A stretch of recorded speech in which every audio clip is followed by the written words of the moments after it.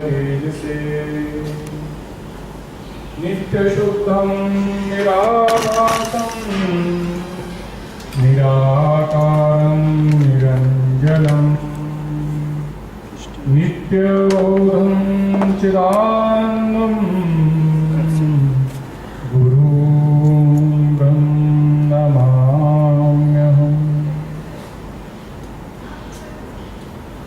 आप सभी भक्तजनों का ये चौथा अंतर्राष्ट्रीय ध्यान शिविर सद्गुरु श्री स्वामी सच्चिदानंद परमहंस जी के सानिध्य में संपन्न होने जा रहा है। आप सभी का इसमें हार्दिक अभिनंदन और स्वागत है। जैसा आप सभी जानते हैं, सद्गुरु श्री स्वामी सच्चिदानंद परमहंस जी महाराज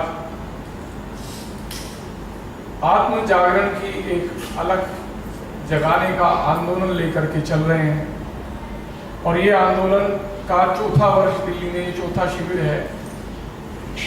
गुरुजी महाराज साक्षी ध्यान अभ्यास के माध्यम से लोगों को अपने भीतर से शांत करना और उनको अपने आत्म स्वरूप का बोध कराने के लिए निरंतर प्रयासरत हैं। आप सबको जानकर ये बहुत हर्ष होगा कि गुरु महाराज ने भागवत पर और भगवत गीता पर हिंदी और अंग्रेजी दोनों में 2000 से अधिक प्रवचन YouTube पर अपलोड कर दिए। प्रत्येक प्रवचन यदि 1 घंटे का भी माने तो इतना कार्य इंटरनेट पर आप किसी अन्य संत का नहीं देखेंगे। और ये तो जागृत महापुरुष हैं। सद्गुरु महाराज जिस शिक्षा को आपको देना चाहते हैं वो अन्यत्र आपको कहीं मिल नहीं सकती, क्योंकि जो स्वयं जागा हुआ है वही किसी अन्य को जगा सकता है और जिसमें प्यास है वही जाग सकता है।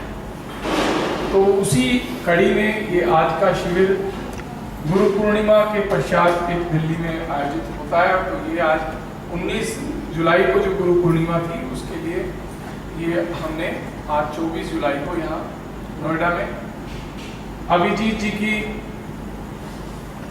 निष्ठा और कर्तव्य परायणता के फलस्वरूप ये जो है कार्यक्रम जो है मूर्त रूप ले सका है। गुरु महाराज जो ज्ञान दे रहे हैं ये भगवान शिव ने शुकनाथ जी को अनादि परंपरा है ये और सीधा जानने का माध्यम है। आप सभी लोग क्योंकि प्यासे हैं तो आप सभी लोगों ने इधर उधर भटक करके देखा होगा कि इसमें कोई प्रपंच नहीं, ये सीधा अपने भीतर जब परमात्मा तो सीधा अंदर झांक करके उसको जानने की विद्या है। इसको पूरे विस्तार से गुरु जी बताएंगे। इनके सानिध्य में संत के सानिध्य का प्रभाव अलग होता है। संत के सानिध्य में जब बैठते हैं तो जैसे एक मैग्नेट के पास जाके लोहे में परिवर्तन आ जाता है, ऐसे ही भगवान के पास बैठ के भक्त के हृदय में परिवर्तन स्वाभाविक रूप से होता है। ये एक आध्यात्मिक प्रक्रिया है, इसका भौतिक जगत से कुछ लेन देन नहीं है। महसूस किया जाता है पर इसका विवरण नहीं किया जा सकता। इसको आप अनुभव कर सकते हैं पर बखान नहीं कर सकते हैं। तो ये सब आप गुरु के चरणों में आनंदमयी अवस्था में बैठे हैं।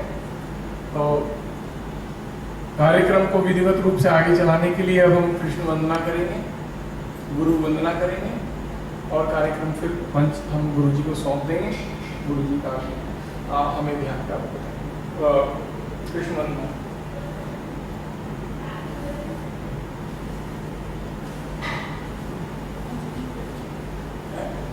सभी वो जो वाला ले तुम ही राम हो। अच्छा भजन चलो तब तक तैयार भजन सब गुरु भगवान के चरणों में समर्पित। तुम ही राम हो, तुम ही कृष्ण हो, तुम ही सद्गुरु मेरे नाथ हो। मैं फिकर भला फिर क्यों करूं जब आप मेरे साथ हैं। तुम ही राम हो, तुम ही कृष्ण हो, तुम ही सद्गुरु मेरे नाथ हो। मैं फिकर भला फिर क्यों करूं, जब आप मेरे साथ हो। तुम ही राम हो, तेरा दर्श मेरी जान में, तू बसा है सारे जान में। तेरा रूप वेद पुराण में, श्रुति स्मृतियों के ज्ञान में। तुम सारे जहां में समाये हो, तुम ही जगत के नाथ हो। तुम ही राम हो, तुम ही कृष्ण हो, तुम ही सद्गुरु मेरे नाथ हो। मैं फिकर भला फिर क्यों करूं, जब आप मेरे साथ हो। तुम ही राम हो, तेरा प्रेम मेरी है साधना, सेवा ही है आराधना। मेरा साक्षी तू ही सहारा है, गुरु ज्ञान का ये द्वारा है। मेरे सतगुरु भगवान तुम, अनाथों के भी नाथ हो। तुम ही राम हो, तुम ही कृष्ण हो, तुम ही सद्गुरु मेरे नाथ हो। मैं फिकर भला फिर क्यों करूं, जब आप मेरे साथ हो। तुम ही राम हो,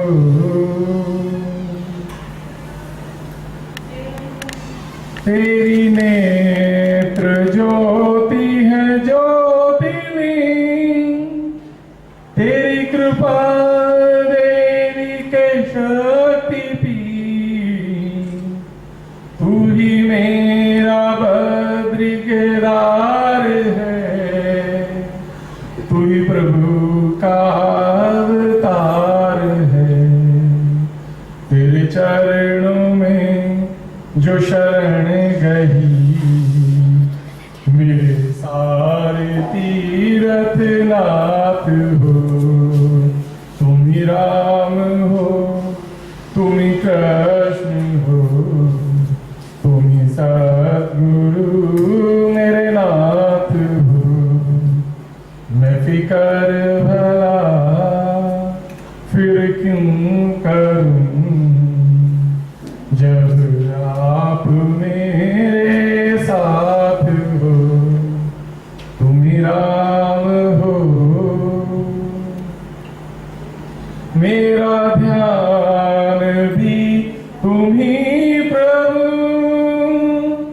मेरा ज्ञान भी परम विभो। तुम ही आत्मा का प्रकाश हो, तुम ही ब्रह्म रूप उजास हो। मैं तुम्ही को खोजत फिर रहा, मेरी मुक्ति की तुम आस हो। तुम ही राम हो, तुम ही कृष्ण हो, तुम ही सद्गुरु मेरे नाथ हो। मैं फिकर भला फिर क्यों करूं, जब आप मेरे साथ हो। तुम ही राम हो, हे मोक्षदाता सद्गुरु, हे ज्ञानदाता वाहेगुरु, हे परम प्रेम स्वरूप तुम, हे ज्ञान भक्ति प्रदाता तुम, हे शरणागत प्रतिपालके, मेरे स्वामी ब्रह्म प्रकाश हो। तुम ही राम हो, तुम ही कृष्ण हो, तुम ही सद्गुरु मेरे नाथ हो। मैं फिकर भला फिर क्यों करूं, जब आप मेरे साथ हो। तुम ही राम हो। सतगुरु भगवान की, स्वामी जी महाराज की शिवोह। भगवान श्री कृष्ण का पूजन कर लें, फिर इसके बाद में कविता का एक गीत हो जाएगा, उसके बाद में कुछ वो ब्रह्म ज्ञान करता है। आ जाओ सब पूजन करने।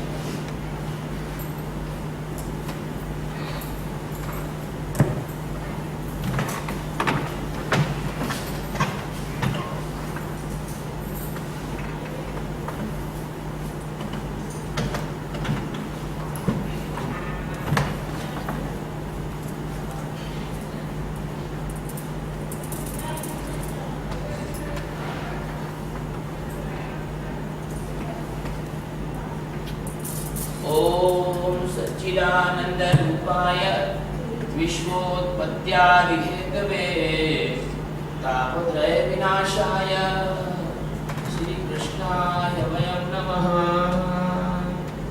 ओम सच्चिदानंद रूपाय व्याप्ते परमात्मने आत्मज्ञान प्रदीप्ताय कृष्णं वन्दे जगद्गुरु। ओम गुरु ब्रह्मा गुरु विष्णु गुरुदेवो महेश्वर, गुरु साक्षात् परब्रह्म तस्मै श्री गुरुवे नमः।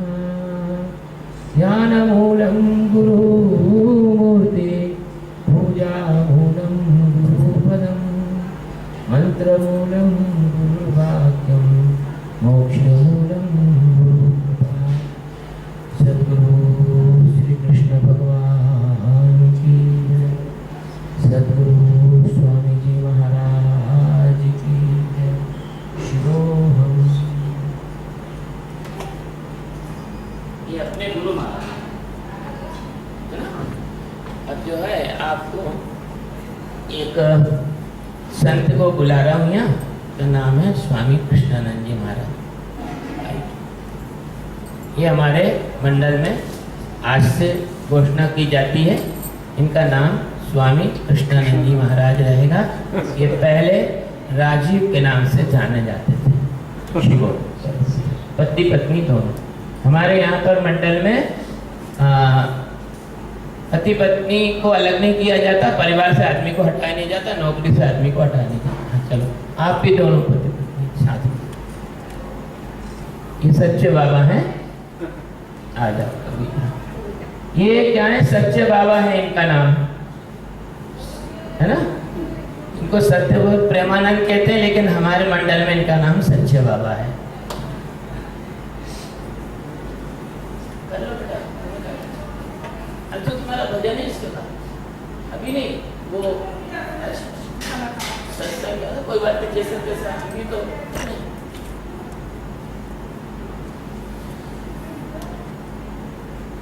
श्री कृष्ण गोविंद हरे मुरारे, हे नाथ नारायण वासुदेवा।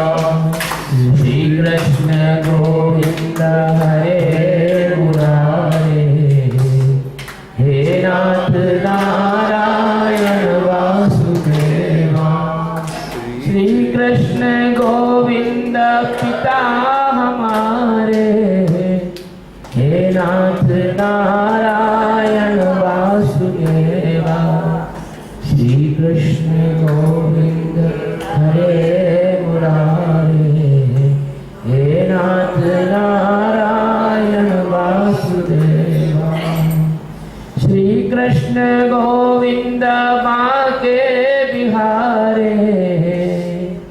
हे नाथ नारायण वासुदेवा, श्री कृष्ण गोविंद हरे मुरारे।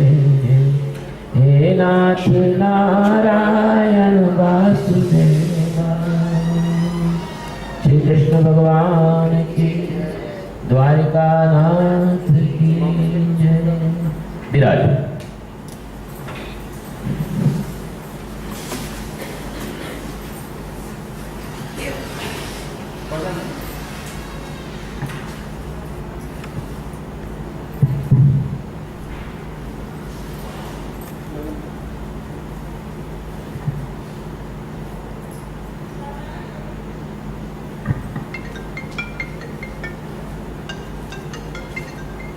मोबाइल उसमें कर लो साइलेंट।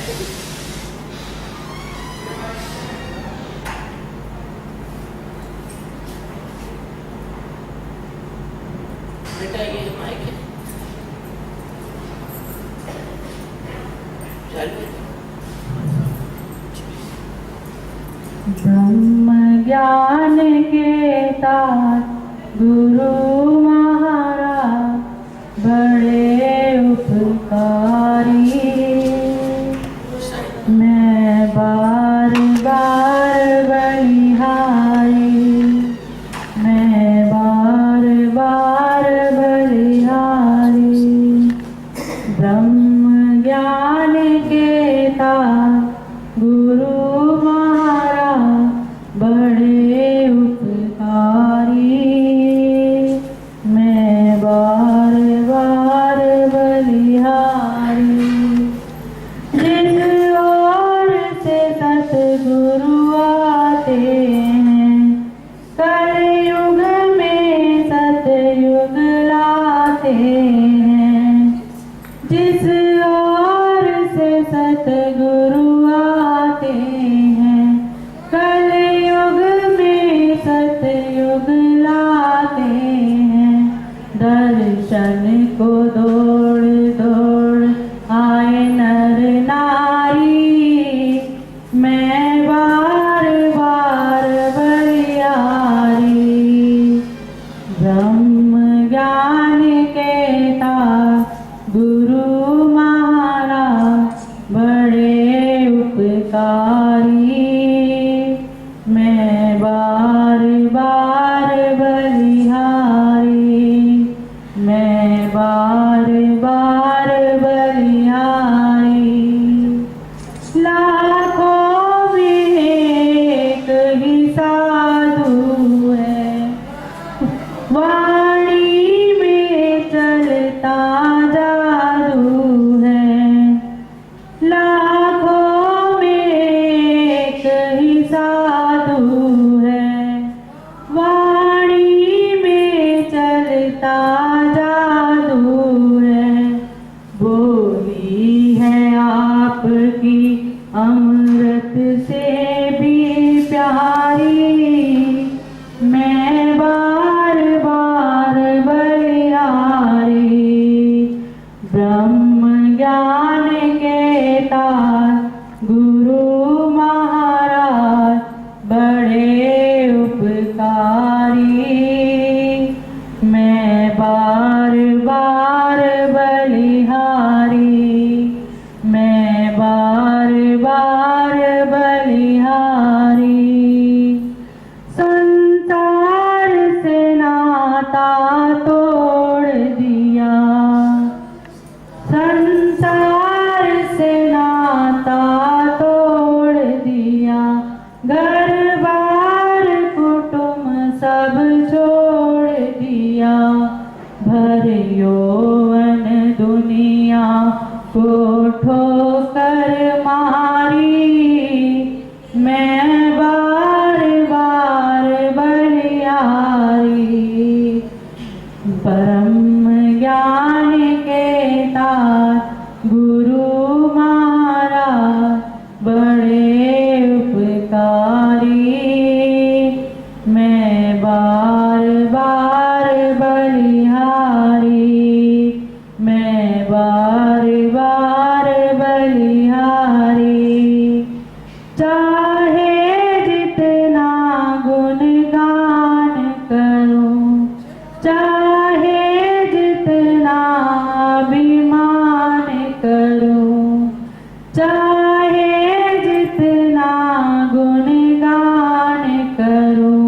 चाहे जितना अभिमान करो।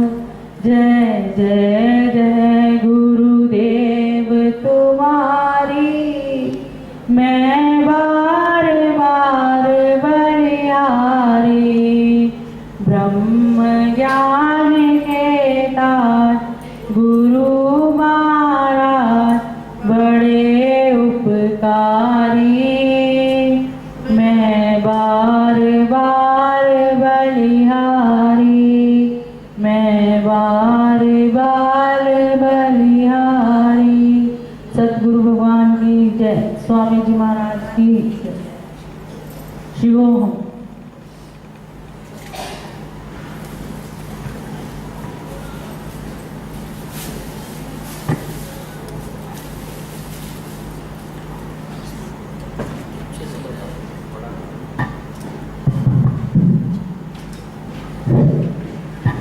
देखिए, संस्कृत में एक कहावत है, यत्र पूज्यन्ते नारी तत्र रमन्ति देवता। हमारे संस्कृति में माँ का स्थान है, स्त्री का, बेटी का है, बहन का। तो हमारे इस अखिल भारतीय सच्चिदानंद आध्यात्म सेवा ट्रस्ट की अध्यक्षा, महिला अध्यक्षा श्रीमती बबीता जी को मैं बुलाता हूँ और अनुरोध करता हूँ कि उनको वो वस्त्र जो है वो लाए जाएं। और मैं बुलाता हूँ हमारे अखिल भारतीय ट्रस्ट की सचिव श्रीमती अंशु शर्मा, वो आए। इन दोनों का हम नारी के प्रतीकात्मक रूप में सम्मान करेंगे। ये हमारे इस संगठन में स्त्री शक्ति का गौरव है और ऐसे धीरे धीरे जितनी बहनें, जितनी बेटियां, जितनी माताएं हमसे जुड़ती जाएंगी, हमारे से जो भी होगा हम उनका सम्मान, सत्कार और उनको संभालने का कार्य करेंगे। क्योंकि भगवान ने हमें इतने प्रेम से भरे हुए अपने रूपों में, स्त्री रूप में भगवान आके हमको पिता का प्रेम दिया है, भाई का प्रेम दिया है। हम इन लोगों को नारी नहीं, हमको भगवान का रूप मानते हैं कि हमारे लिए भगवान का ही रूप है। क्योंकि भगवान स्त्री के देह में आके माँ बनता है, भगवान स्त्री के देह में आके बहन बनता है, बेटी बनता है, और भगवान स्त्री के देह में आके आपकी संतति को बढ़ाने के लिए अर्धांगिनी के रूप में आता है। सदैव स्त्री चाहे किसी भी रूप में हो, उसको पूजनीय ही माना जाना चाहिए। आप जोरदार तालियों से स्वागत करेंगे। भगवान कृष्ण की ओर से आपको खुश रहो मेरी बेटी। ये हमारे संगठन की उपाध्यक्ष सचिव हैं पूरे देश की। ये दोनों हमारे से पहले, सबसे पहले जुड़ी और भी आए थे। हाँ, अभिजीत की माता जी को हम आमंत्रित करते हैं। ऐसा पुत्र रत्न को जन्म दिया जिसने भगवान के कार्य में सहयोग दिया। जो कहते हैं जननी वही बड़भागी होती है रामचरितमानस में, जिसका पुत्र भगवान का अनुरागी होता है ना। और ऐसी माँ को धन्य है जिन्होंने अभिजीत जैसे बच्चों को जन्म देकर और परमात्मा के ज्ञान के मार्ग में चलाया। कल रात को माता जी कह रही थी अभिजीत की शादी हो जाए, शादी हो जाए। हमने उनको समझाया शादी तो सभी की हो जाती है, लेकिन भगवान बहुत कम लोगों को मिल पाते हैं। शादी भी हो जाएगी, भगवान ने व्यवस्था की होगी। तो ये भगवान श्री कृष्ण की ओर से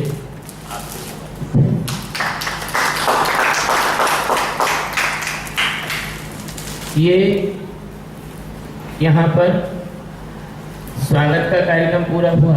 अब अगला क्या कार्यक्रम है? हाँ, अब आप सब बैठ जाएं और जिस हेतु हम यहाँ एकत्र हुए हैं, उसके विषय में आपसे बातचीत करें। सबसे पहले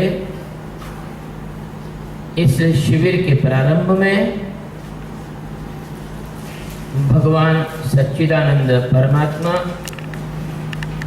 जो इस जगत के कण कण में व्याप्त है, आप में से जो विज्ञान के विद्यार्थी रहे हैं उनको पता होगा कि परमाणु के कक्षा के चारों तरफ इलेक्ट्रॉन घूमते हैं, नाभिक के चारों तरफ विभिन्न कक्षाओं में। उनको किसने चार्ज किया, उसको उसमें किसने बैटरी लगाई जो वो घूम रहे हैं, वो नाभिक पर क्यों नहीं गिरते, इसके लिए विज्ञान भी स्तब्ध है। विज्ञान नहीं कह सकता कि क्यों नहीं गिरते, क्या कारण है और किसने ये व्यवस्था बनाई। ठीक यही व्यवस्था पूरे ब्रह्मांड में आप देखिए, एक सूर्य है, उसके चारों ओर ग्रह घूमते हैं। फिर यही व्यवस्था आप देखिए, आकाश गंगा का चक्कर सूरज लगाता है और पूरी आकाश गंगा एक केंद्र के चारों ओर घूमती है, लेकिन जो घूमता नहीं वो ध्रुव है, अटल है, अचल है, वो परमात्मा है जो सब जगह रहकर सबको जानता है, उसको कहीं जाने आने की आवश्यकता नहीं है। उस परमात्मा को जानने और उसमें जागने के लिए हम इन शिविरों का भगवान की कृपा प्रसाद से आयोजन करते हैं। इसमें हमारा कुछ भी अहंकार या हमारा कुछ होना नहीं। हम भगवान के सेवकों के दास हैं। हम सद्गुरु आपकी दृष्टि में होंगे, लेकिन अपनी दृष्टि में हम हमारे भगवान से जो प्रेम करने वाले हैं उनके हम दास हैं, उनके हम सेवक हैं। बिल्कुल निष्कपट भाव से हम कह रहे हैं। भगवान को प्राप्त करने के लिए बहुत सरल और सरल तरीका है, लेकिन व्यापारी और व्यवसायी लोगों ने इसको कठिन बना दिया और लोग भ्रमित हो गए। भगवान आपके अंदर हैं। भगवान के बारे में कहा है, बाहर ढूंढत मत।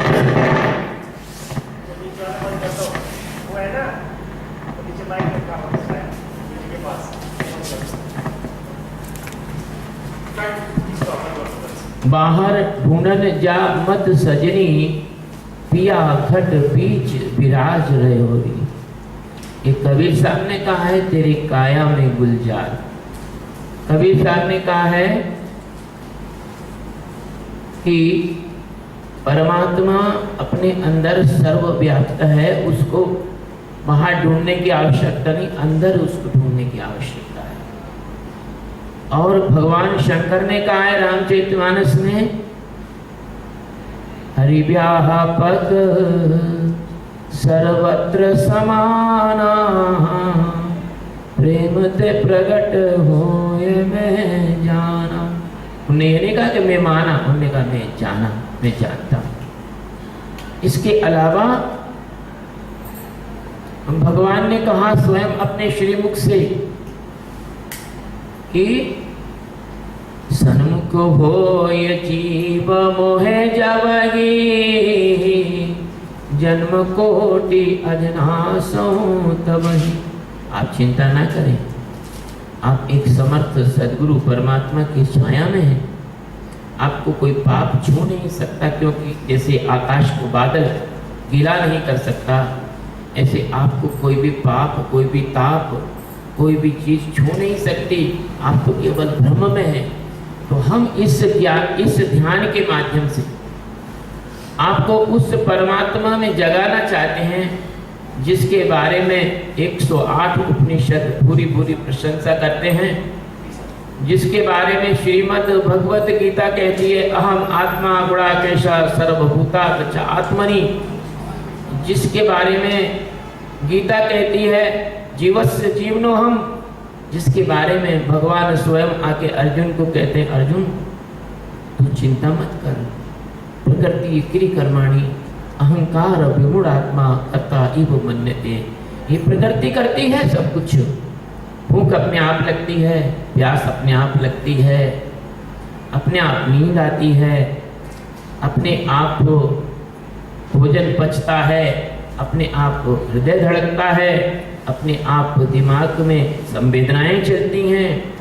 लेकिन इस ऑटोमाइजेशन को आप यह सोच लेते हो कि मैं कर रहा हूँ।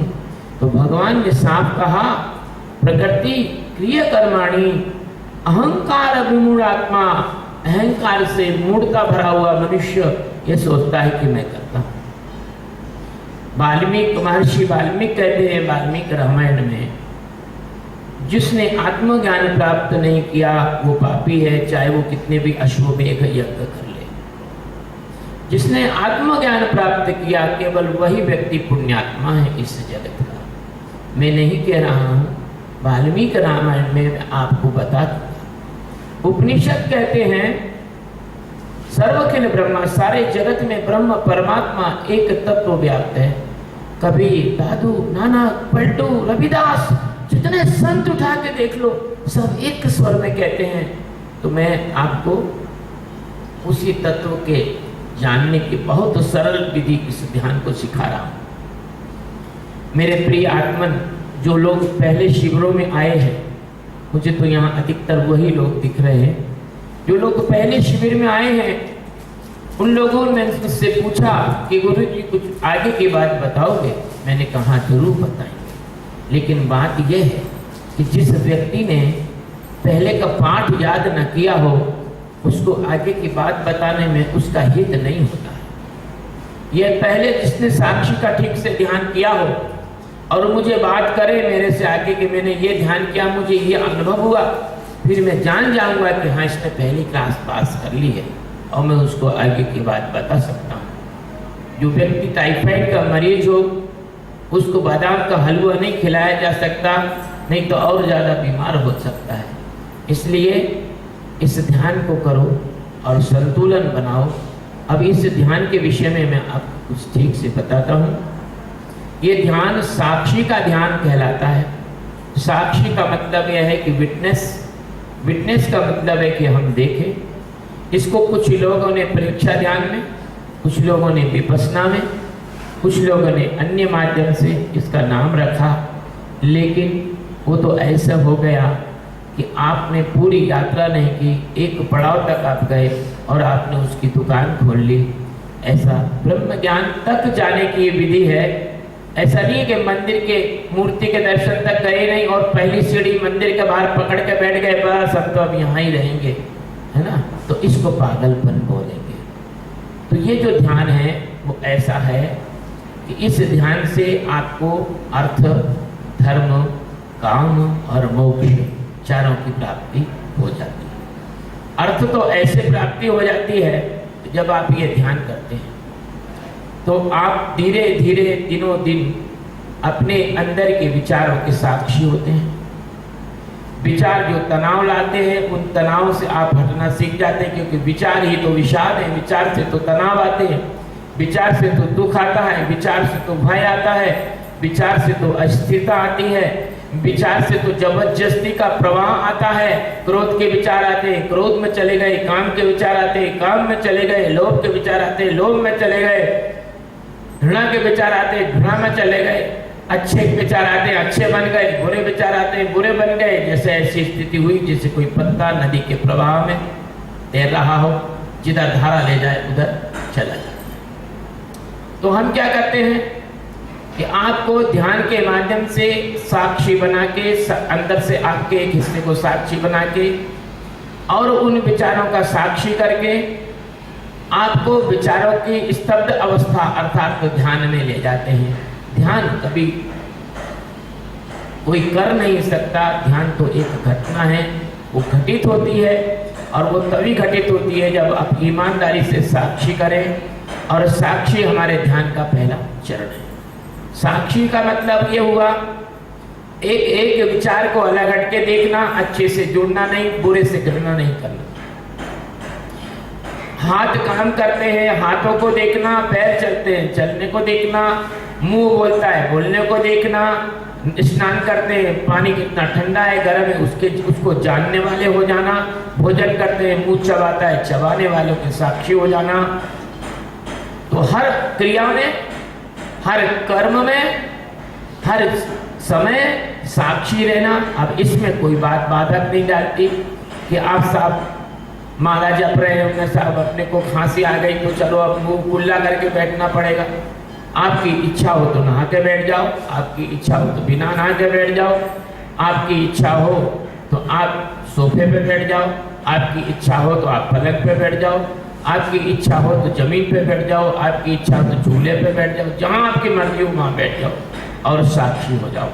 क्योंकि हम इस ध्यान को शरीर से हटाने वाला ध्यान कहते हैं, मन से हटाने वाला ध्यान कहते हैं, बुद्धि से हटाने वाला ध्यान कहते हैं, चित्त से हटाने वाला ध्यान कहते हैं, अहंकार से हटाने वाला ध्यान कहते हैं।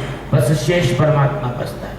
लेकिन यदि किसी को परमात्मा ना पाना हो तो कोई चिंता की बात नहीं। मुझे मालूम है आप तनाव रहित होना चाहते हो, मुझे पता है आप हर व्यक्ति आप शांत रहना चाहते हो, अशांति कोई नहीं चाहता। मुझे मालूम है कोई बीमार होना नहीं चाहता, कोई व्यक्ति ये नहीं चाहता कि उसके हार्ट अटैक हो जाए, उसको जो है बाल खराब हो जाए, उसको बाईपास कराना पड़े, कोई नहीं चाहता। तो क्या करना होगा, जब आप ध्यान करेंगे तो जैसे जैसे आप विचारों को देखेंगे, विचारों के साक्षी होंगे।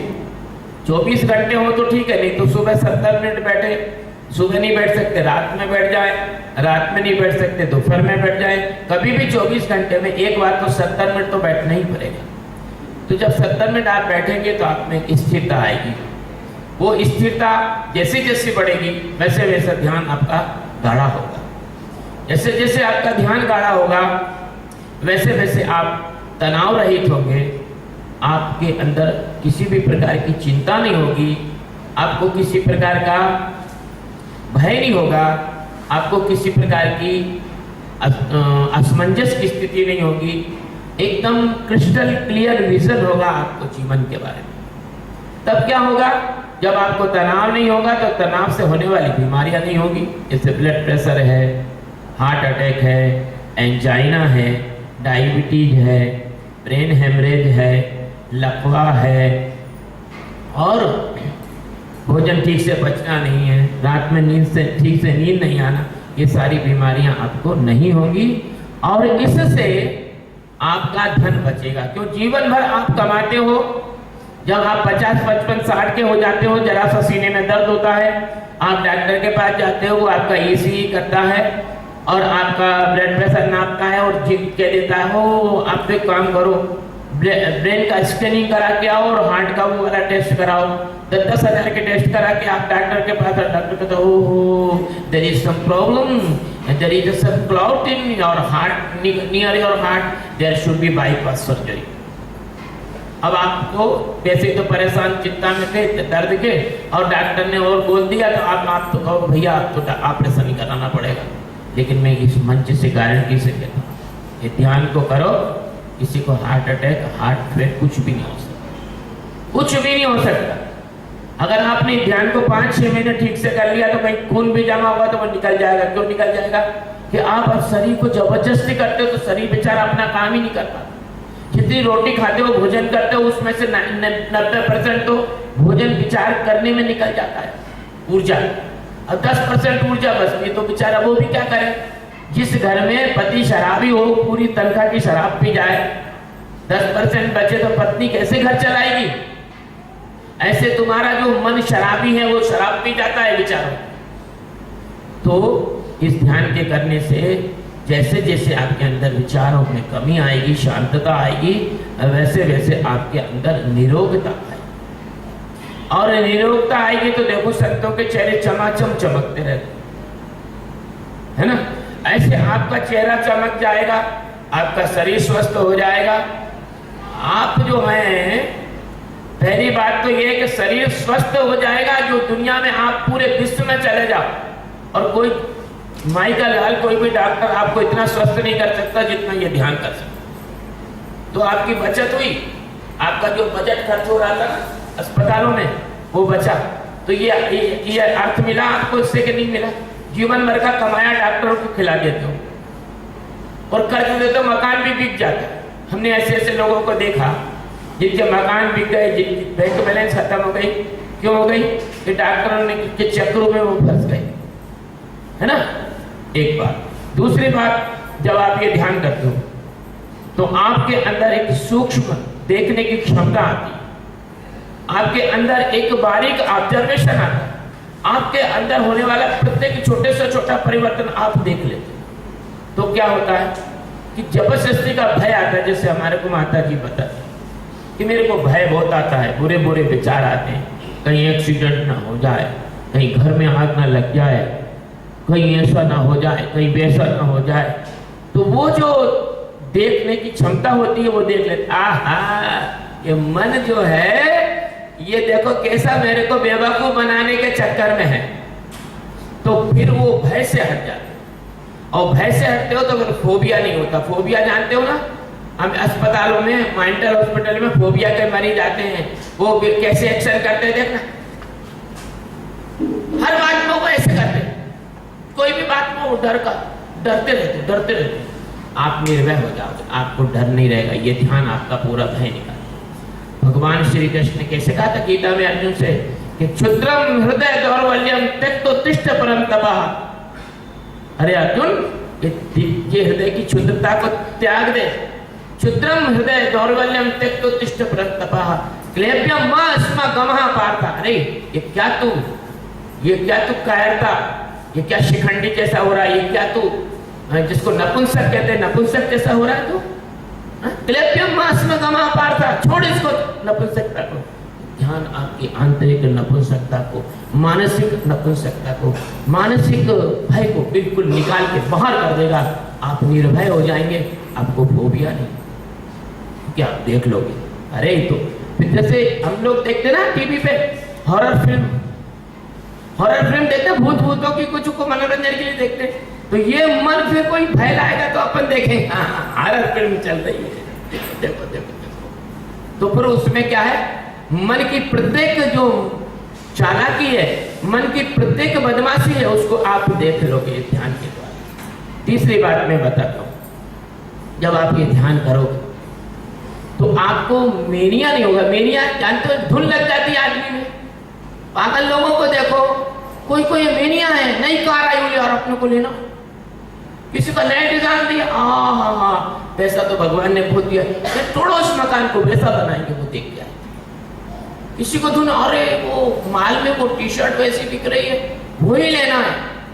ये मेनिया है, ये पागलपन है, एक तरफ चलती है, पागल की तरह चलती है ना। ऐसे कई तरह के मेनिया हैं, अगर ध्यान करोगे तो वो मेनिया नहीं होगा। आप देखो, नहीं, ये मन अनुचित बोल रहा है, मन को ये नहीं करना है। संतुलित जीवन, सात्विक जीवन, एकदम जागरूक जीवन, एकदम उचित जीवन, वो आपको जीने की क्षमता, ये ध्यान देगा, मानसिक संतुलन पैदा करेगा। फिर इसके बाद मेनिया नहीं है, फोबिया नहीं है, एक बीमारी, उसका नाम है सीजोफ्रेनिया। बाबा जी जाएंगे, भूल गए ताला, हर बार चेक करें, लगाए कि नहीं देखा, अरे वो रखा कि नहीं, और रखा है वो, लेकिन अरे उनके दिमाग में आया, रखा ही नहीं, भूलने की आदत।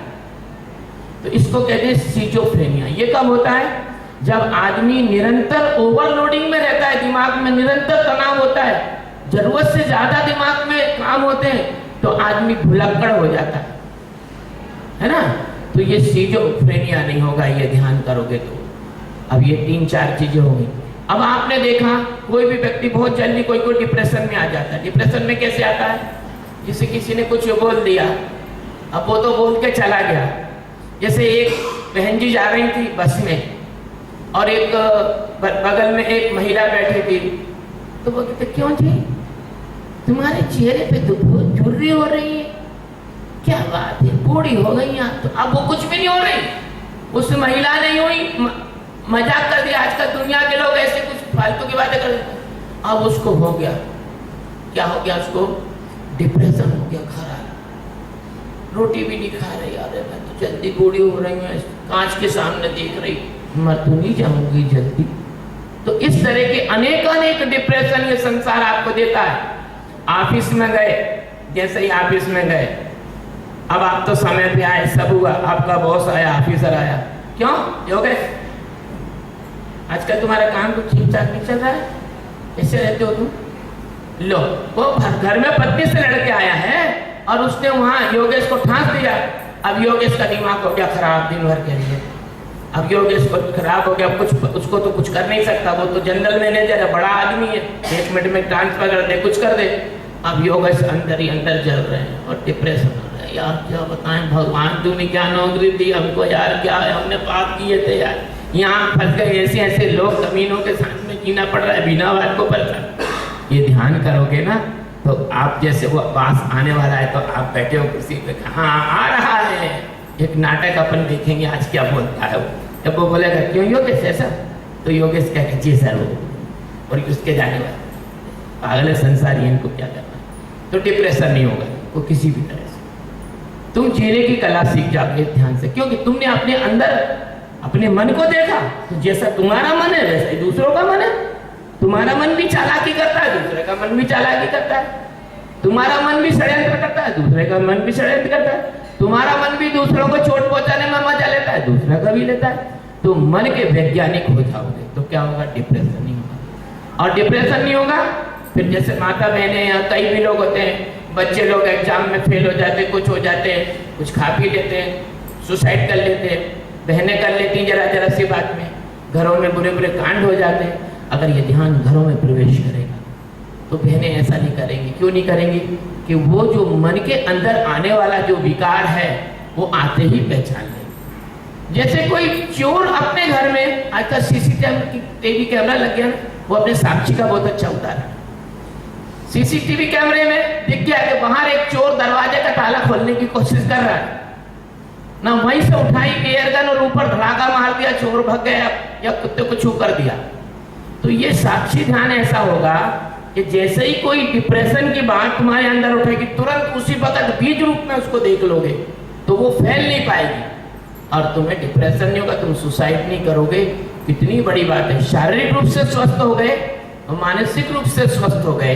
अब तीसरा आयाम होता है, उसको कहते हैं संवेगात्मक आयाम जीवन का। जैसे किसी को क्रोध आ जाता है और क्रोध में कोई घड़ी फोड़ रहा है तो कोई टीवी फोड़ रहा है, तो कोई क्रोध में पत्नी को मार रहा है, तो कोई पत्नी है क्रोध के अंदर पति को, है ना, परेशान कर रही है। एक चुटकुला मुझे संयम ने सुनाया था कि एक बार पति ने अपनी पत्नी से कहा कि तुझे गुस्सा होता था कि आता तो है, लेकिन आज तक गुस्से में तूने मेरे साथ कुछ भी दुर्व्यवहार नहीं किया, तो गुस्से में करती क्या है?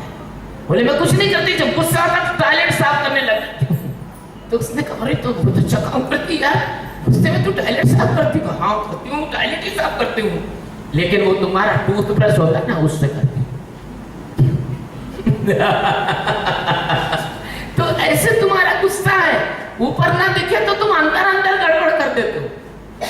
तो जैसे क्रोध आया, वो क्रोध की आंधी आई, भैया आएगी। जैसे अभी मार्च अप्रैल आता है तो वो हवा चलती है, गोल गोल बबूला आता है, वो तो नेचर है। भगवान भी कहते हैं कि प्रकृति में सारे कर्म होते हैं, क्रोध भी आएगा, सब आएगा। तो उस क्रोध को आप देख लेते, और वो क्रोध जैसे ही आपने देखा कि जैसे कोई पागल कुत्ता काटने आ रहा हो सड़क से दौड़ के, तो आप क्या करते हो? घर में घुस के दरवाजा बंद करके बैठ जाते हो, वो निकल जाता है। कोई सांड आ रहा हो तो आप हट जाते हो, ओटने पे चढ़ जाते हो, है ना। कोई जैसे कभी कर्फ्यू लगता है, कोई पत्थर फेंकते, कुछ होता है दंगा, तो आप क्या करते हो? घर में अंदर चले जाते हो। तो जैसे ही क्रोध आया और क्रोध को आपने देख लिया तो क्रोध के साक्षी हो गए। देखो ये ध्यान कितना कीमती है, बिल्कुल प्रैक्टिकल ध्यान है ये तिवारी जी। जैसे ही क्रोध आया, क्रोध के आप साक्षी हो गए, क्रोध से आप बच गए, क्रोध में आप जाग गए। जाग गए कि नहीं जाग गए? अब लोभ आया, ऑफिस में बैठे हैं साहब योगेश जी, किसी ने कहा देखो यार हमारी केबल पास कर दो, हम इतने पैसे दे देंगे आपको, हमारी केबल लगा दो। तो योगेश जी तो साधक हैं, उनके किसी ने लालच दिया तो उनको देखो अंदर लोग आ गए, लोग को देख लिया कि भैया यार हाथ जोड़ते हैं, हम कुछ गलत नहीं करेंगे काम, और तुम्हारी केबल अगर होगी कमेटी पास करेगी, टेस्ट पास होंगे तो लग जाएगी। तो लोभ को देख लोगे तो किसी भी प्रकार के आर्थिक क्राइम में 2G 3G फलाने जी किसी में जुड़ नहीं पाओगे। रिश्वत नहीं लोगे, कह दोगे भैया हमारे को तो ईमानदारी से जो भी हमको मिल रहा है हम उसमें गुजारा करेंगे, तो ये ध्यान न केवल तुम्हारे व्यक्तिगत ठीक है, बल्कि ये समाज और देश के लिए भी ठीक ध्यान है। इस ध्यान को करने वाला आदमी, मैं गारंटी देता हूँ, रिश्वत नहीं ले सकता, क्योंकि वो अंदर से जागा है। वो जानता है ये आदमी पैसे दे रहा है, क्या पता अपनी माँ की बीमारी के पैसे दे रहा है, क्या अपनी बहन की शादी के पैसे लाके दे रहा है, क्या पता अपने बच्चों की फीस को काट के पैसे दे रहा है, क्या पता काय के पैसे दे रहा है। तो कोई भी आदमी कह देगा हमको ये पैसे नहीं चाहिए, वो जागने वाला बोल देगा। लेकिन जो व्यक्ति जागे नहीं, वो नहीं बोल सकता। जो व्यक्ति जागा नहीं, वो ऐसा नहीं बोल सकता। वो तो ये कहेगा लाओ आओ दो, ठीक है। तो अब एक बात, क्रोध से मुक्ति इस ध्यान के माध्यम से होती है, लोभ से मुक्ति इस ध्यान के माध्यम से होती है। अब तीसरा महान शत्रु है कामा एष क्रोधा महाअश्ना। गीता में भगवान कहते हैं, गीता में भगवान श्री कृष्ण कहते हैं कामः एष क्रोधा महाअश्ना। काम और क्रोध ये ऐसे हैं जैसे जलती हुई आग के अंदर कितना भी घी डालो तो आग बुझती नहीं और बढ़ती जाती है, ईंधन डालो तो बुझती नहीं। आप में से जो विज्ञान के विद्यार्थी हैं वो इस बात को बहुत अच्छी तरह जानते हैं कि मनुष्य के शरीर में दो हार्मोन होते हैं। एक का नाम होता है टेस्टोस्टेरोन, जिसके कारण पुरुषों में मूंछ और दाढ़ी आती है और पुरुषत्व आता है, और एक का नाम होता है प्रोजेस्टेरोन, जिसके कारण स्त्री में स्त्री तत्व आता है। ये प्रोजेस्टेरोन और टेस्टोस्टेरोन इनका एक विशेष नाटक है, जिसको हम हिंदी में काम कहते हैं, अंग्रेजी में लस्ट कहते हैं, है ना। और इससे हटने के लिए बड़े बड़े साधु संत मुंह के बल विश्वामित्र जैसे गिर गए, लेकिन मेरा ध्यान करने वाला कभी काम वासना में फंस नहीं सकता। बजाओ ताली, बोलो कैसे नहीं फंस सकता। वो ऐसे नहीं फंस सकता कि हमारा ध्यान है विचारों को देखने का।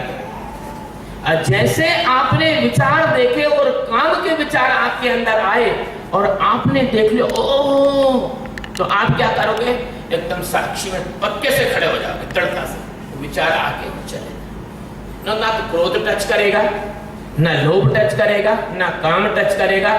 तो संवेगात्मक रूप से आप एकदम स्वस्थ व्यक्ति हो गए इस ध्यान के माध्यम से। हुए कि नहीं विनोद जी? बात सही है कि गलत है? अगर किसी को शंका हो तो आप बात काट सकता है मेरी, क्योंकि मैं तो इस मार्ग से गया हूं, तो इसका स्पेशलिस्ट हूं। तो काम क्रोध, रावण से कहते हैं, मंदोदरी ने कहा कि काम क्रोध मद लोभ सब और नाथ नरक के पंथ, इन पर है जिमी ऐसे तो तजही संत। एक काम क्रोध को छोड़ दो, लेकिन कैसे छोड़ दो? काम क्रोध कोई कुर्ता है कि उतार कर फेंक दो? काम को क्रोध कोई सांप बिच्छू है कि निकाल के फेंक दो, मार दो? नहीं निकाल सकते। जब तक आप अपने होश में नहीं जागोगे, अपने अंदर जागरूक नहीं होगे, तब तक आप काम क्रोध से बच नहीं सकते, क्योंकि ये आपकी शरीर के ताने बाने में घुसे हुए हैं। तो इसके लिए ये ध्यान का तीसरा आयाम है कि काम क्रोध लोभ और मोह ये सब इससे समाप्त होते हैं। और जब काम क्रोध लोभ मोह समाप्त हो गए तो आपका जीवन कैसा हो गया? जैसे महकता हुआ फूल हो गया। और आज ऐसे महकते हुए फूल जिस परिवार में होंगे तो परिवार अच्छा ना होगा क्या? बोलो बहनों, अच्छा नहीं होगा क्या? होगा ना? तो वो परिवार अच्छा होगा। आप कुछ बोलना? आप बोलो। मुझे मोह का साक्षी कैसे हुआ जाएगा? बैठो। मोह और लोभ दोनों भाई हैं। मोह और लोभ दोनों भाई हैं। गीता में भगवान कहते हैं कि कोई चीज को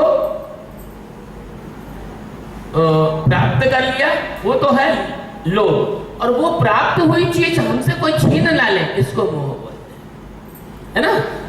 कोई चीज हमने प्राप्त कर ली वो है लोभ। प्राप्त करना चाहते हैं, प्राप्त कर ली, और उस चीज को कोई छीन ना ले। नेताओं में देखते ना, मंच पे लोग माइक छीनते एक दूसरे का, यार मैं बोलूंगा, है ना, तो उसको मोह माइक पकड़ लेता है। दर्शक कहते यार ये तो बड़ा माइक पकड़ू आदमी है, छोड़ता ही नहीं है ना। ऐसे मोह में क्या है, पुत्र का मोह है ना, पद का मोह है, धन का मोह है। मोह कई प्रकार के, एक तो नहीं कई प्रकार के। क्रोध भी कई प्रकार के सैकड़ों हैं, काम भी कई प्रकार के, मकान की कामना, पुत्र की कामना, अखबार में फोटो छप जाए इसकी कामना, है ना। तो इस सब से छुटकारा पाने के लिए बस एक ही रास्ता है, कौन सा, साक्षी का ध्यान।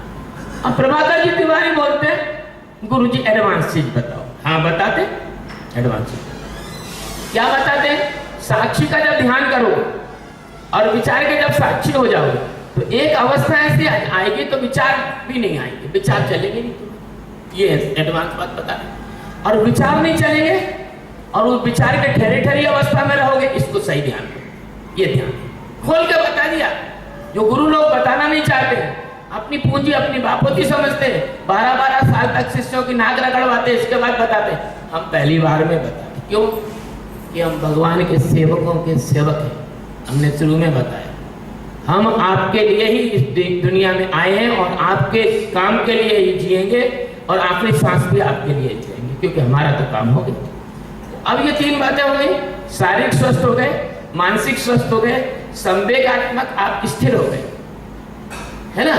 तब क्या होगा, ऐसे व्यक्ति जिस परिवार में रहेंगे उस परिवार को वो स्वर्ग बना देंगे। और जब परिवार में स्वर्ग होगा तो जैसे ईंट से मकान बना है, ऐसे परिवार से समाज बना है, तो समाज स्वस्थ होगा, समाज स्वर्ग होगा। और समाज से देश बना है, जब समाज अच्छा होगा तो देश अच्छा होगा। और देश से ये हमारी पूरी भारत भूमि नहीं, पूरी पृथ्वी जो हमारी है ये माता है, वसुधैव कुटुंबकम, ये पूरी पृथ्वी। जब अब मैं आपको बताऊं, जैसे अमेरिका वाले मुझे बुला रहे हैं, ऑस्ट्रिया वाले मुझे बुला रहे हैं, भगवान ने चाहा तो यूएनओ में अपना ये प्रवचन होने वाला, यूनाइटेड नेशंस ऑर्गेनाइजेशन में चल रही है बात। तो जैसे जैसे लोग अच्छे होते जाएंगे वैसे वैसे हमको किसी को कुछ बदलने की जरूरत नहीं पड़ेगी, वो अपने आप बदल जाएंगे। समझ रहे ना बात को। तो फिर क्या होगा, मैं अब एक बात करूं इसके बाद ध्यान सिखाऊंगा। फिर ये होगा कि ना तो पाकिस्तान का डर रहेगा हिंदुस्तान को, पाकिस्तान का, चीन का, इसका डर यूं नहीं रहेगा कि अगर खुदा ना खास्ता, वैसे तो असंभव नहीं है क्योंकि कंस को तो मारना ही पड़ा था भगवान को, और महाभारत युद्ध हुआ था, तो वैसे भगवान चाहते तो बदल देते कौरवों को, लेकिन कौरवों को तो मारना पड़ा ना, कैंसर की गठान को तो काटना ही पड़ता है। फिर क्या होगा कि इतनी सारी जो विभिन्न देशों में जो सेनाएं हैं वो रखने की जरूरत नहीं पड़ेगी, एक सेना पूरे विश्व के लिए काफी होगी। किनके लिए होगी, जो लोगों बेगुनाह लोगों का गला काट रहे हैं उनके लिए। मतलब जो तामसी प्रवृत्ति के लोग हैं, राक्षस लोग हैं, रावण ने कहाँ बात मानी, दुर्योधन ने कहाँ बात मानी, भगवान कहते कि 5 गांव दे दो युद्ध टाल देते, नहीं मानी। जाको प्रभु दारुण दुख देई ताकि मति पहले ही हर ले। तो ऐसे जो दुष्ट लोग हैं, दुष्ट लोगों का क्या है, परिभाषा साफ है, रामचरितमानस में लिखा है।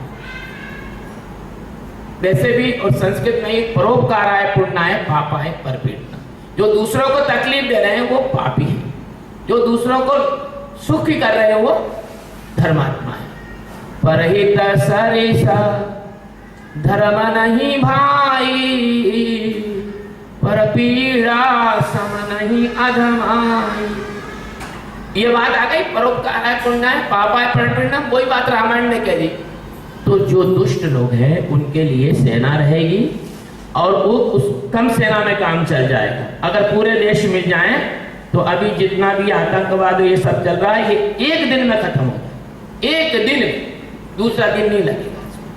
लेकिन क्या है, जैसे हमारे इस देश में लोग जाति के नाम से बटे हैं, लोग धर्म के नाम से बटे हैं, तो ये पूरा विश्व भी अलग अलग उसमें बटा हुआ है। तो ये ध्यान पूरे विश्व को एक करेगा, संगठित करेगा। क्यों कि सबको ये पता लग जाएगा और ये परमात्मा तो सब में एक सही है, परमात्मा तो अलग अलग है नहीं, है ना। तो चलो इसी बात पे अपन गाते हैं, मैं गाऊंगा फिर आप गाएंगे। मुझ में राम तुझ में राम, मुझ में राम तुझ में राम, सब में राम समाया है, राम समाया है। सबसे कर लो प्यार जगत में, सबसे कर लो प्यार जगत में, कोई नहीं पराया है, कोई नहीं पराया है। मुझ में राम तुझ में राम, सब में राम समाया है, सबसे कर लो प्यार जगत में, कोई नहीं पराया है, मुझ में ओम तुझ में ओम, मुझ में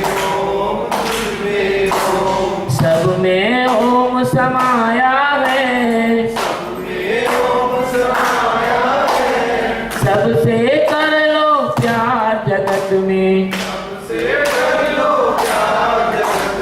कोई नहीं पराया है, मुझ में राम तुझ में राम, मुझ में श्याम तुझ में श्याम, सब में श्याम समाया है, सबसे कर लो प्यार जगत में, कोई नहीं पराया है, काहे की ये जाति पाति, काहे की ये जाति पाति, क्यों ये भ्रम फैलाया है, सबसे कर लो प्यार जगत में, कोई नहीं पराया है, मुझ में श्याम तुझ में श्याम, सब में श्याम समाया है, सबसे कर लो प्यार जगत में, कोई नहीं पराया है, एक ही राम के हम सेवक, एक ही पिता हमारा है, सबसे कर लो प्यार जगत में, कोई नहीं पराया है, तुझ में राम तुझ में राम, तुझ में सब में राम समाया है, सबसे कर लो प्यार जगत में, कोई नहीं पराया है, सारी धरती है ये माता, सारा विश्व हमारा है, सबसे कर लो प्यार जगत में, कोई नहीं पराया है, राधे राधे राधे गोविंद राधे, राधे राधे राधे गोविंद राधे, गोविंद राधे गोपाल राधे, गोविंद राधे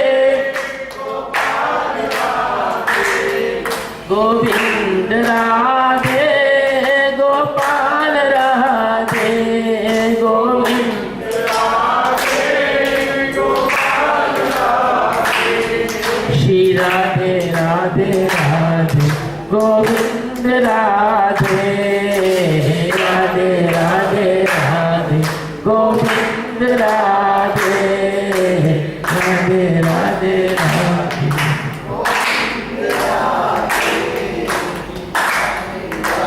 मैया मेरी राधे कन्हैया मेरी राधे।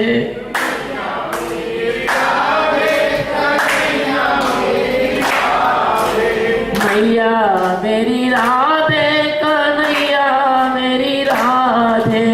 मैया मेरी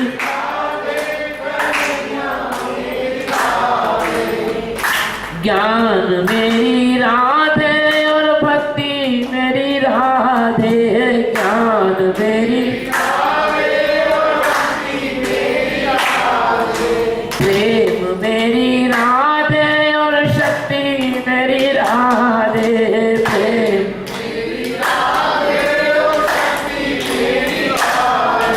राधे राधे राधे गोविंद राधे राधे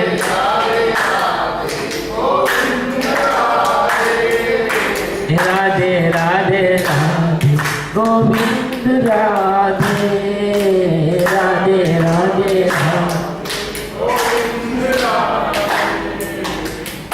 गोविंद राधे गोपाल राधे।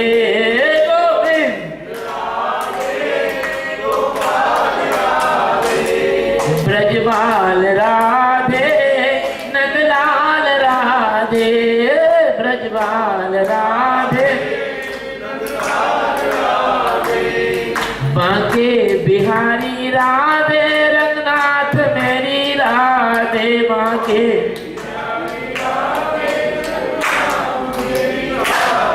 कालिंदी मेरी राधे कालिंदी मेरी राधे। कालिंदी श्री राधे राधे राधे गोविंद राधे राधे राधे राधे गोविंद राधे राधे राधे राधे। ब्रह्मा विष्णु शंकर राधे राधे कंकर।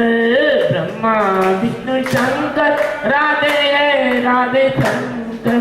राधे राधे राधे गोविंद राधे राधे राधे राधे गोविंद राधे गोपाल राधे।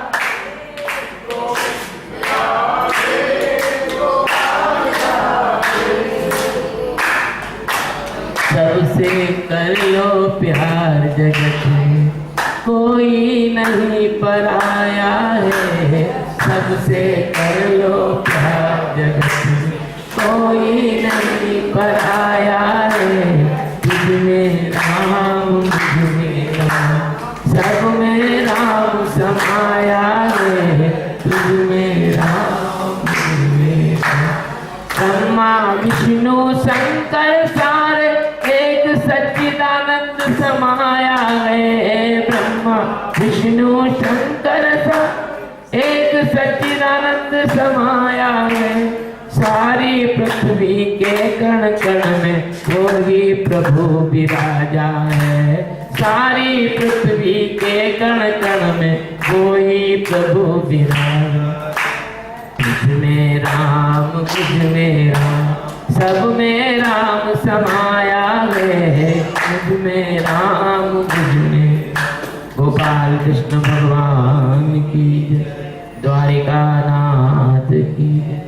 ये मैंने आपको ध्यान का मतलब समझा दिया। अब मैं ध्यान की विधि समझाता हूँ। आपको जैसा बैठना हो वैसे बैठ जाओ, रिलैक्स होकर। पैर लंबे करना है पैर लंबे कर लो, पैर छोटे करना है पैर छोटे कर लो। आपको जैसे बैठना हो वैसे बैठ जाओ। आप जैसे आपकी मर्जी पड़े वैसे, जिसमें आपको सुविधा रहे वैसे। अब मैं बिठाता हूं और फिर ध्यान कराता हूं, है ना। बैठ गए, स्थिर हो जाओ एकदम। अब हिलना डुलना नहीं। जैसे तुम बैठ सकते हो बिना हिले डुले वैसे बैठ जाओ। मेरी बेटियां सब बैठ गई, माताएं मेरी। हाँ जी, जैसे फूलों को बहुत संभाल के रखना, जैसे हीरा मोती जवाहरात इनको बहुत संभाल के रखना, ऐसे भगवान की सबसे सुंदर और कोमल रचना हमारी माता और बहनें, इनको अपने को बहुत, जैसे पानी सींचते रहना पड़ता है ना पौधों में, ऐसे अपनी माता बहनों को बहुत प्रेम से रखना। हाँ तो बैठ गए सब। हाँ अब अभिजीत आप खटर पटर ना करो, ध्यान में बैठ जाओ चुपचाप, सारी व्यवस्था उधर जाने दो, बच्चे को खुला छोड़ दो, उसको खेलने दो, उसको जहां जाए इधर उधर घूमने दो। हाँ, और मैं जो भोजन बना रहे हैं उनसे निवेदन करता हूँ आवाज नहीं करना। अब आप अपने 5 मिनट के लिए नेत्र बंद कर लें और 3 बार ओम शब्द का उच्चारण लंबा मेरे साथ करेंगे। पूरे फेफड़ों में पहले हवा भरने, 1-2 सांस लंबी लंबी ले लीजिए, पहले वार्म अप कर लीजिए अपने स्वतंत्र तंत्र का। हाँ, किसी का फोन हो तो उसको स्विच ऑफ कर दो या उसको वाइब्रेशन पे कर दो, और फोन आए तो उठाना नहीं है, किसी का भी फोन आ जाए नहीं उठाना।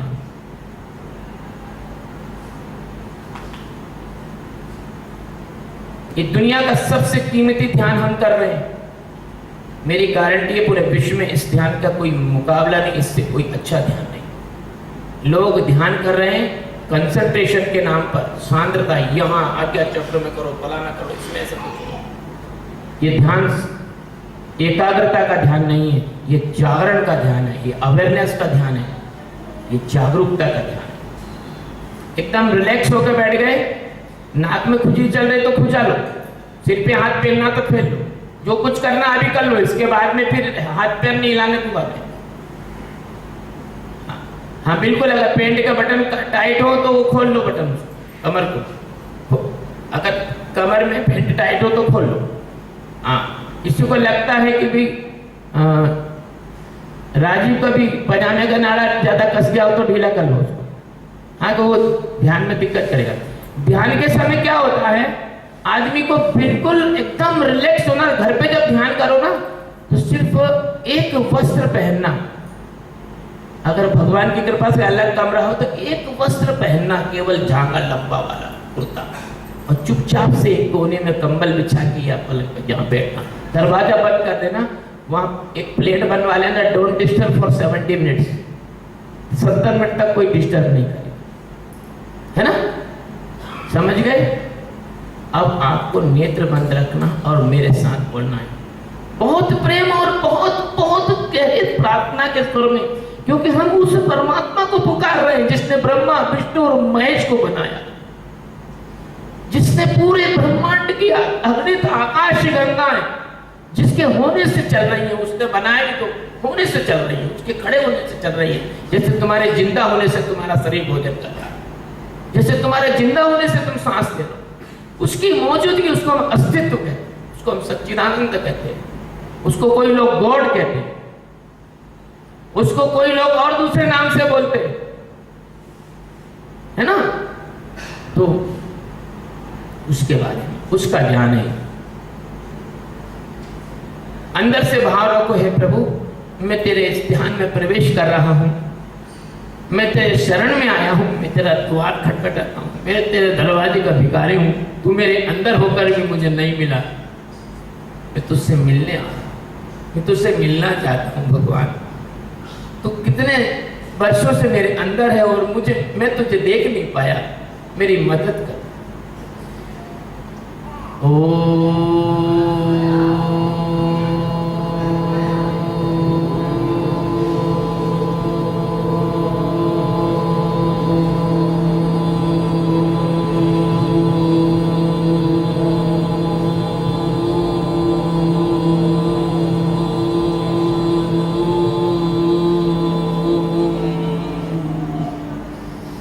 गहरी सांस लो,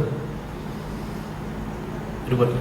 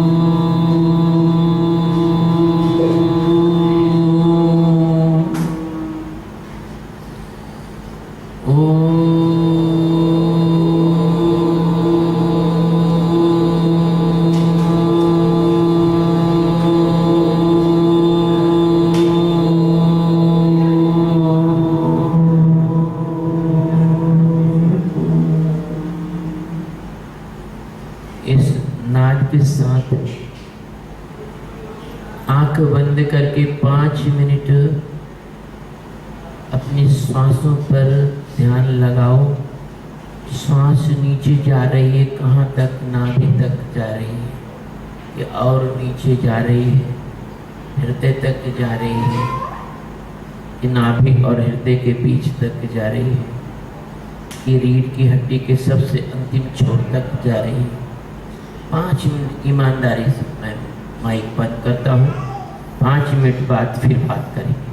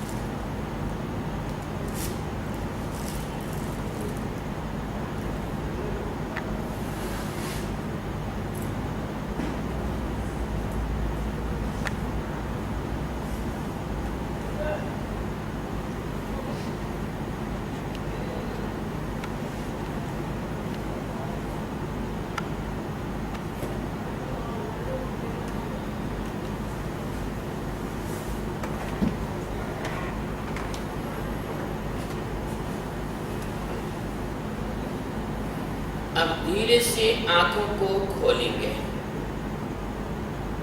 और ऊपर की तरफ धीरे धीरे दृष्टि को ऊपर की तरफ ले जाएंगे, जहां ये पीछे का पैनल लगा है। और अब अपने विचारों को देखना शुरू करें। जो दिमाग में विचार चल रहे हैं उनको देखो। जैसे श्वास को देख रहे थे ऐसे अब विचारों को देखो। See your thoughts.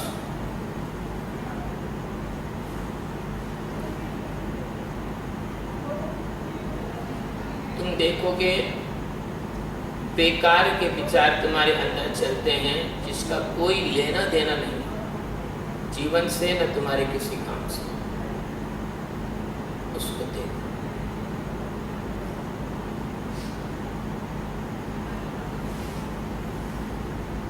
ये 15 मिनट का ध्यान होगा। तुम विचारों को जब देखोगे तो 15 मिनट का ध्यान है।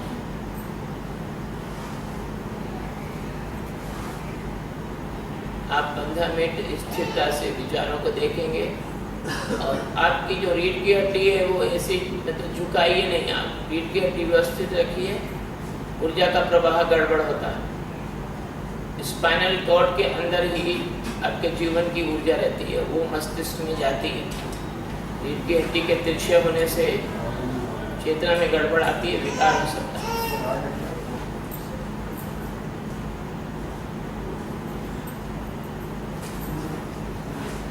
विचार को देखिए अपने। अच्छा, अगर किसी के पैर दुखते हैं तो वो लंबे कर सकता है, कोई दिक्कत नहीं है। कोई दिक्कत नहीं है। किसी को ज़्यादा तकलीफ होती है तो कुर्सी पर बैठ के ध्यान कर सकता है।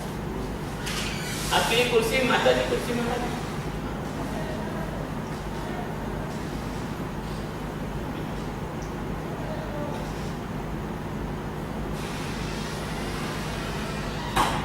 ये दुनिया का सबसे उच्च कोटि का ध्यान है। ये ध्यान ऋषि मुनि 12-12 साल तक सेवा कराने के बाद सिखाते थे, जो हम आपको ऐसे सिखा रहे हैं। अभी न्यूयॉर्क में यही ध्यान सिखाएंगे जाके, अमेरिका में। अपना भारत बहुत प्यारा देश है, इसलिए मैं आप लोगों को ये ध्यान बिल्कुल आसानी से सिखा रहा हूँ। ये तो पूरे विश्व में अब बुलाने लग गए।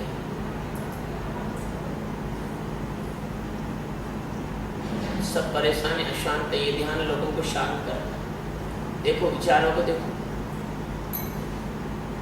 देखते रहो, जुड़ो मत, विचारों से जुड़ो मत। जैसे एक व्यक्ति चौराहे पे खड़ा होकर कनाट प्लेस पे देखता है, कोई जा रहा है, कोई आ रहा है, अपने को लेना देना नहीं। ऐसे जाने दो, आने दो।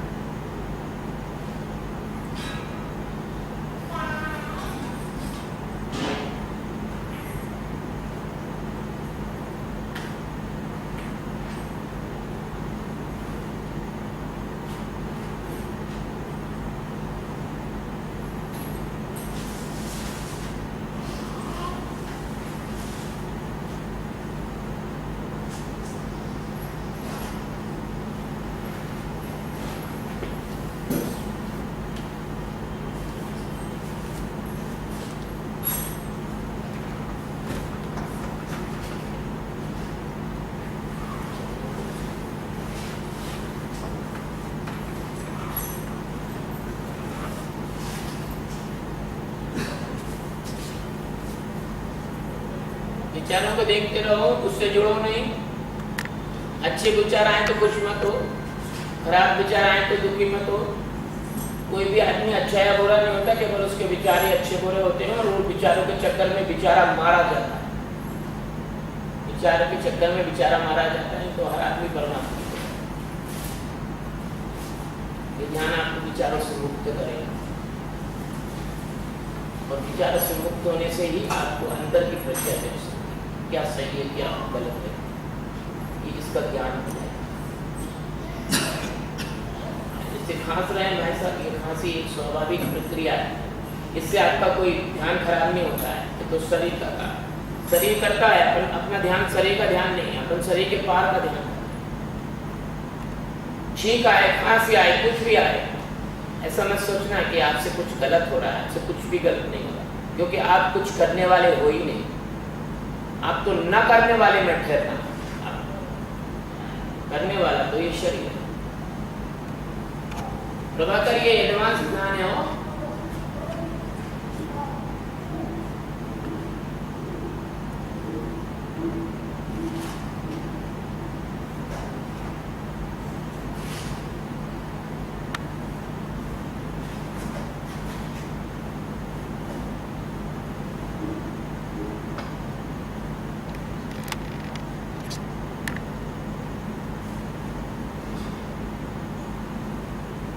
इसी ध्यान को नित्य प्रति 70 मिनट घर पे करना है।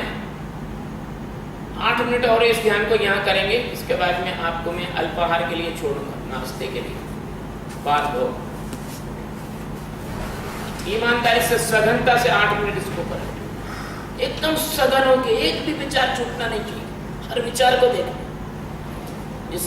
जैसे टीचर होता है ना, मास्टर, वो हर बच्चे को देखता है घूर के, ये गड़बड़ तो नहीं कर रहा है, ऐसे हर विचार को देखो।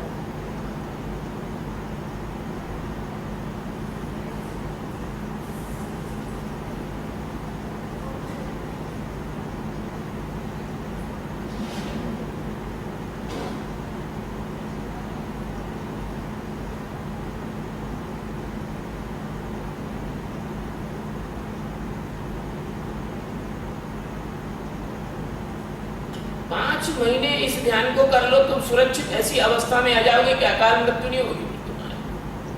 5 महीने ध्यान को कर लो।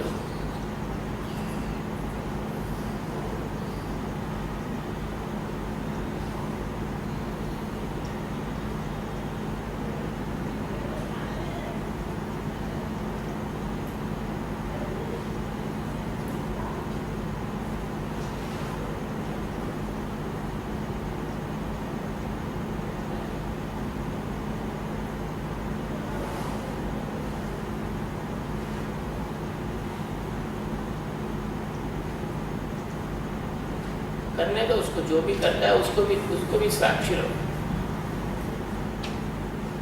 चश्मा बचा लो, अपना चश्मा ले लो, तोड़ दे दो।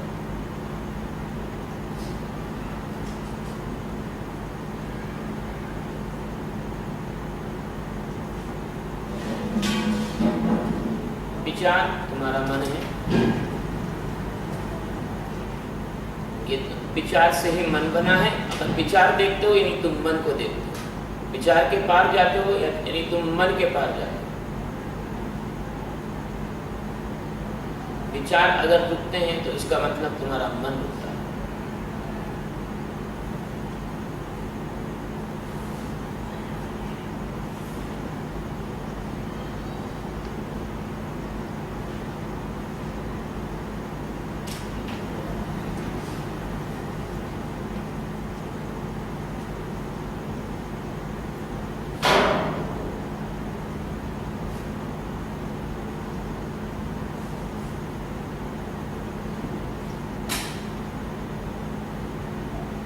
देखो ये मन कितना कभी आलस ला रहा है, जरा सा 8 मिनट नहीं बैठने दे रहा है।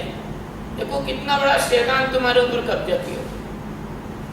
कभी आलस ला रहा है तो कभी उबासी ला रहा है तो कभी कुछ ला रहा है। तुम्हारी जीवन की सारी संभावनाएं नष्ट कर रहा है। देखो इससे मन से बचना, इससे निकलना है। 4 मिनट और बचे, ध्यान अच्छे से 4 मिनट।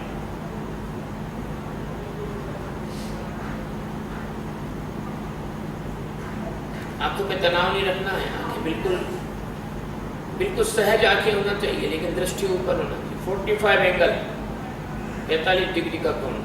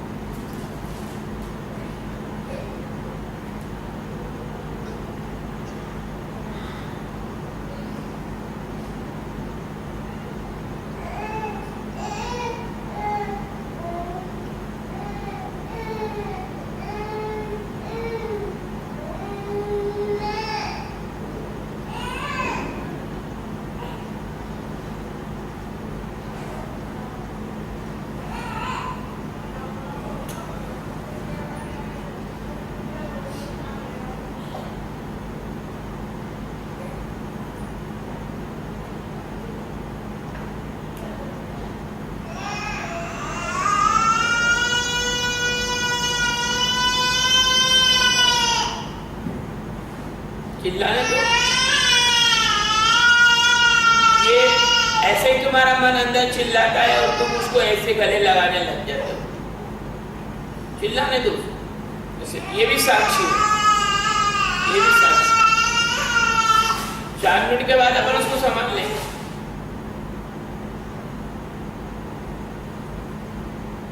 तो अब सब लोग अच्छी तरह से समझ गए कैसे साक्षी करना है। किसी को कुछ पूछना है इस ध्यान के बारे में अभी पूछो। सब समझ गए? धीरे से साक्षी में खड़े होंगे, धीरे से साक्षी में खड़े होइए, अपने विचारों को देखते हुए, खड़े होने की क्रिया को देखते हुए खड़े होइए। धीरे से खड़े हो। खड़े होने की क्रिया को देखिए, जैसे कि लकड़ी वगैरह कैसे होती है, ऐसे शरीर की हड्डियां, शरीर का मांस, शरीर का मांस आपको खड़े करने में मदद कर रहा है। आप बैठे ऐसे धीरे से खड़े हो। अपने इस हाड़ मांस के शरीर को देखो कि एक दिन इस माया का प्रकृति का है, ये प्रकृति ले लेगी। आप ये मत समझो कि आपका तो परमात्मा है जो अंदर है ना। तो परमात्मा को पाने के लिए ये ध्यान अपन यहाँ कर। धीरे से बैठिए और बैठने की क्रिया को देखिए। बैठिए, धीरे से बैठिए और बैठने की क्रिया को देखिए। बैठने की क्रिया को देखिए। देखिए शरीर बैठ रहा है, अब शरीर बैठा और खड़ा हुआ। उसमें जैसे बहुत देर से ध्यान के लिए बैठे हुए थे, कैसा अल्लाह आप लगा। फिर दोबारा खड़े हुए धीरे से। खड़े होने की क्रिया को देखिए। पैर में लग रही है तो मत होइए बार बार खड़े। खड़े होने की क्रिया को देखिए। देखिए अब खड़े होने पर कैसा अनुभव हो रहा है। इस तो बहुत देर तक अपन बैठे हुए थे तो रक्त किधर से किधर जा रहा है, ये सब देखो। अपने शरीर को देखो, रक्त का संचार कैसा हो रहा है। पैर में कोई झुंझुनी हो रही है उसको देखो। पैर में रक्त किधर जा रहा है वो देखो, है ना। आप ये फोटो ले लीजिए इनका खड़े रहने का।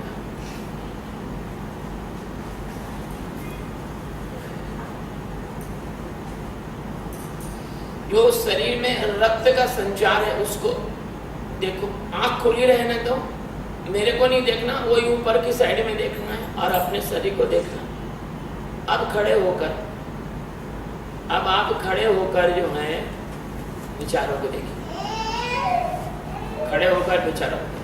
किसी भाई बहन को अगर स्पॉन्डिलाइटिस हो तो वो दोनों पैर जोड़ के कभी खड़ा नहीं, पैरों के बीच में 1 फुट का अंतर से खड़ा हो। उसको जो स्पॉन्डिलाइटिस है या कमर में दर्द है वो नहीं हो, उसको राहत मिलेगी। अगर हो गई है तो भी पैर का चौड़े पैर करके खड़ा रहेगा, वो कभी भी सावधान की मुद्रा में कभी खड़ा नहीं रहेगा इस्लाम में। तो उसके रीढ़ की हड्डी में दर्द नहीं है ना। ये बहुत बड़े